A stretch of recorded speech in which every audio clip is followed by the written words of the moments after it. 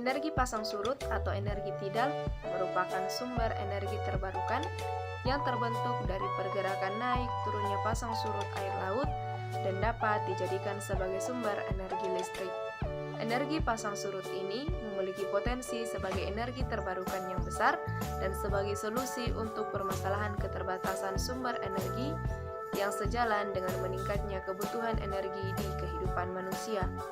Energi pasang surut air laut rupanya telah dimanfaatkan di Eropa dan pantai timur Amerika Utara. Dalam sistem tersebut, energi pasang surut air laut dikonversikan menjadi energi mekanik dan digunakan untuk menggiling gandum. Baru pada abad ke-19, energi pasang surut air laut mulai digunakan untuk wilayah Indonesia yang merupakan negara kepulauan memiliki selat-selat sempit yang membatasi pulau-pulau di sekitarnya.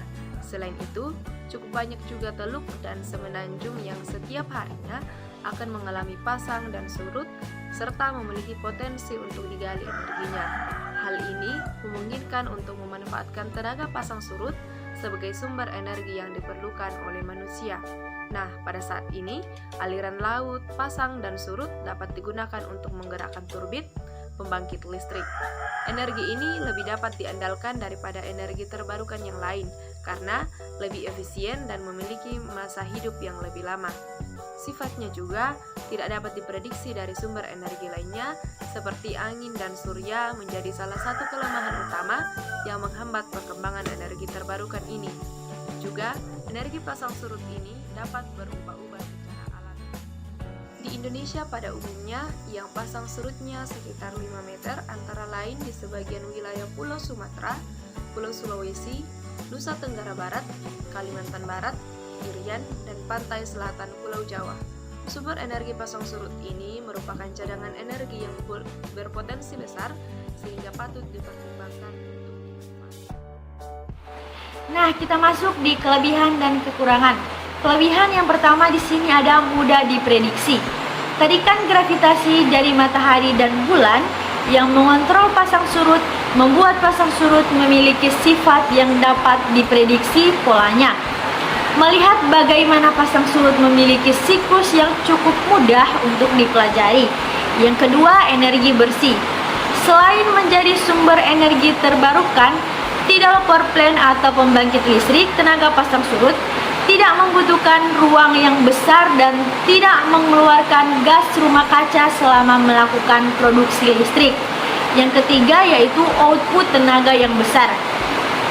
Pembangkit listrik tenaga pasang surut mampu menghasilkan listrik dalam jumlah besar. Salah satu alasan utamanya adalah karena air sangat padat, yaitu hampir 830 kali lebih padat daripada udara. Ini berarti bahwa turbin pasang surut akan menghasilkan lebih banyak energi daripada turbin angin dengan ukuran yang sama. Dan yang terakhir yaitu memiliki ketahanan yang lama. Pembangkit listrik tenaga pasang surut bisa bertahan dalam jangka waktu ketahanan yang lebih lama daripada pembangkit listrik tenaga angin atau surya. Memiliki sekitar 4 kali ketahanan lebih lama atau bisa mencapai 100 tahun.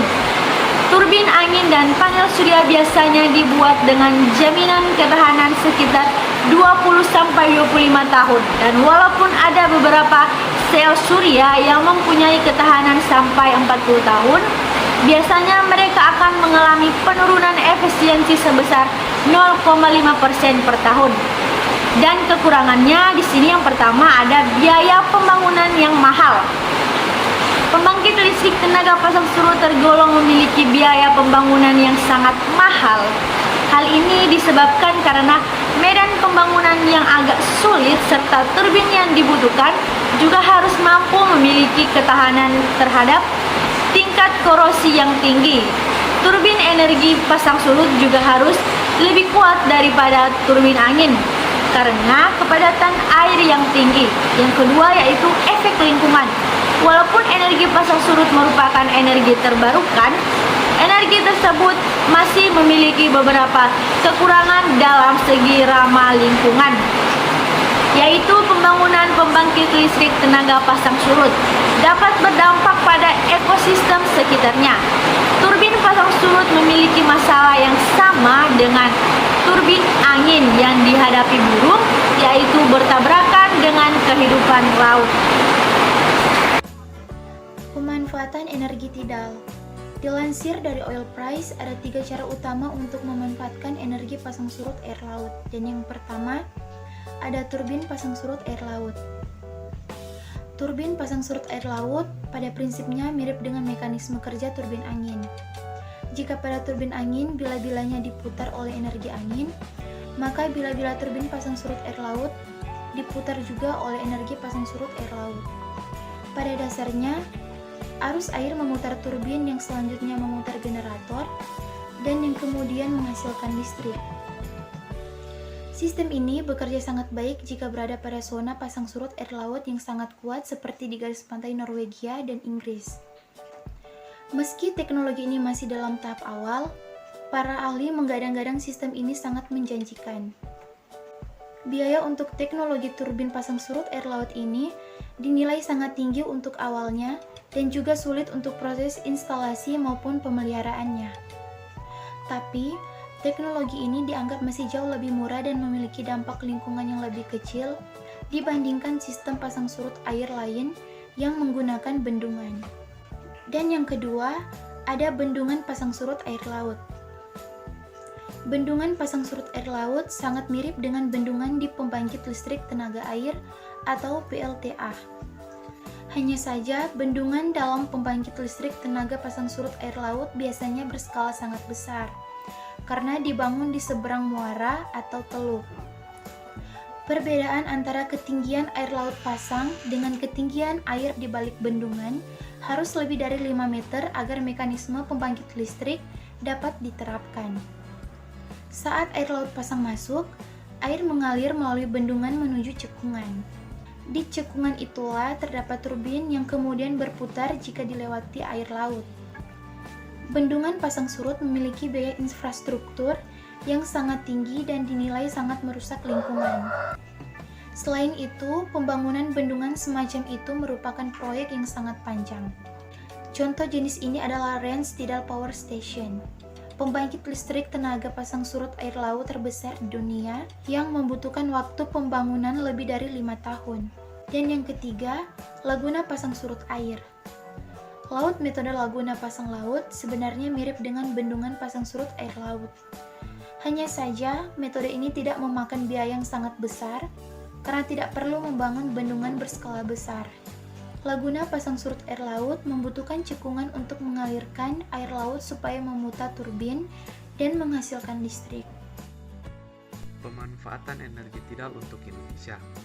Indonesia adalah salah satu negara di dunia yang memiliki wilayah laut terbesar. Sekitar 2/3 wilayah Indonesia adalah laut. Indonesia memiliki pantai terpanjang di dunia setelah Kanada. Hal tersebut menjadi keuntungan bagi Indonesia dari segi besarnya potensi energi laut. Energi laut yang dihasilkan dari gerakan dan perbedaan suhu lapisan laut merupakan sumber energi di perairan laut yang berupa energi pasang surut, energi gelombang, energi arus laut, dan energi perbedaan suhu lapisan laut. Berdasarkan data yang dihimpun dari Puslitbank Geologi Kelautan, disebutkan penelitian karakteristik air laut telah dilakukan oleh PPPGL diawali pada tahun 2005 berkolaborasi dengan program studi oseanografi ITB. Pengukuran arus laut dilakukan menggunakan ADCP, Acoustic Doppler Current Profiler, di Selat Lombok dan Selat Alas dalam kaitan dengan rencana penyiapan lokasi dan instalasi untuk turbin Cobalt buatan Italia yang berkapasitas 300 kW di bawah koordinasi Kementerian Riset dan Teknologi. Tahun 2006 sampai 2010 telah dilaksanakan penelitian karakteristik arus laut di berbagai selat di Nusa Tenggara, yaitu Selat Lombok, Selat Alas, Selat Nusa Penida, Selat Flores, dan Selat Pantar. Sekarang inilah saatnya bagi Indonesia untuk mulai menggarap energi ini. Jika bangsa kita mampu memanfaatkan dan menguasai teknologi pemanfaatan energi tidal, ada 2 keuntungan yang bisa diperoleh, yaitu yang pertama, keuntungan pemanfaatan energi tidal sebagai solusi pemenuhan kebutuhan energi nasional, dan yang kedua, kita akan menjadi negara yang mampu menjual teknologi tidal yang memberikan kontribusi terhadap devisa negara. Karena melihat potensi yang mana Indonesia dikelilingi dan sebagian besar daerahnya adalah daerah laut dengan tinggi gelombang